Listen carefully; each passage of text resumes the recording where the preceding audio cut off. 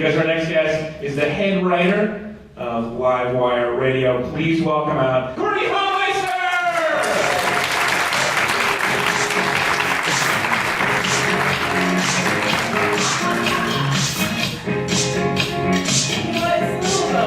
It's a story about something that you're all going to mock.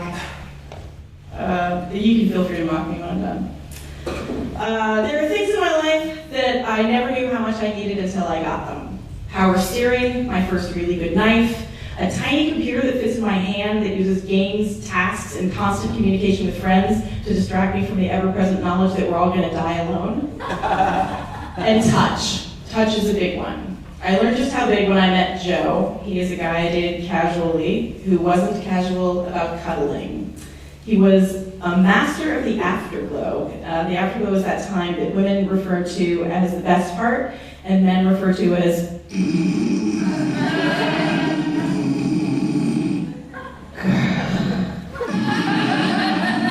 something like that. In fact, his cuddle technique was such a convincing simulacrum of actual intimacy that it was jarring, but in a good way. And I haven't been able to figure out why until I had an appointment with Samantha Hess, the professional cuddler who recently opened up the cuddling studio, Cuddle Up to Me, on Burnside. I went to her for a column I write called The Reluctant Adventurer, and I do things with this column that terrify me, and then I review them.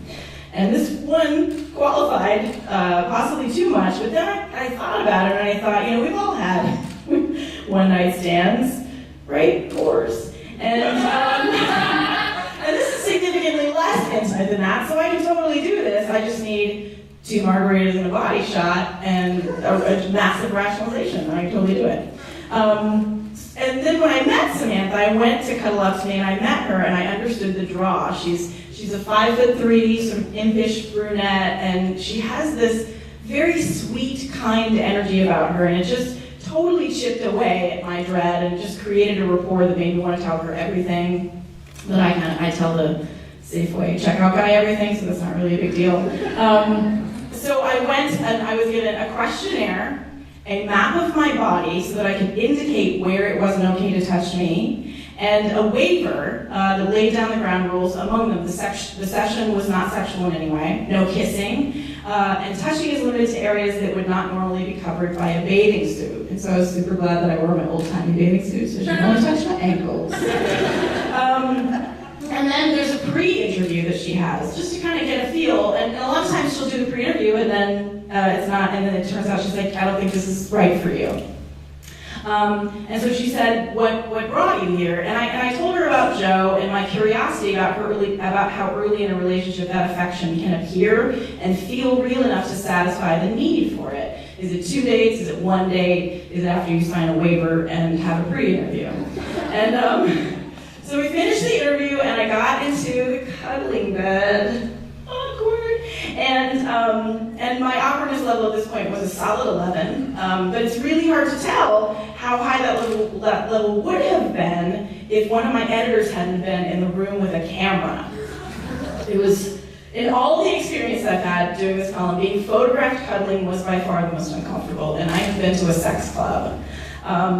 It's very vulnerable. Receiving affection feels vulnerable because we're often seen as weak for needing it. And offering affection feels even more vulnerable because you might be rejected. So imagine yourself in either one of those positions, being photographed for the internet, which is the home of the comment section.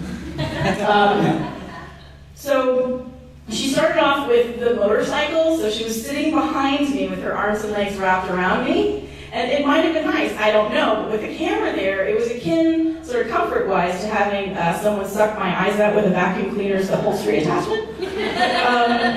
And so then she was like, let's try another position, maybe it'll be better. And it's called the Eiffel Tower. All of her positions are named. And you lie face to face, and our legs were intertwined, and we each had one arm over our heads with our hands clasped together.